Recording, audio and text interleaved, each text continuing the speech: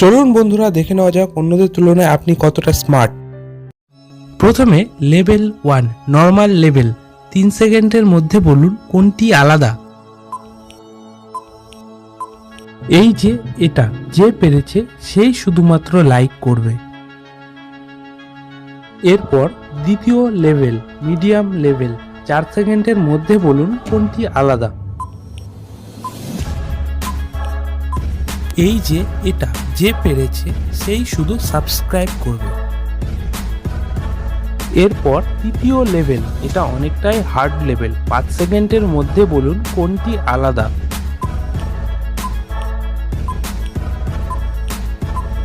বাহ, very good. এটা অনেকটাই কঠিন লেভেল ছিল।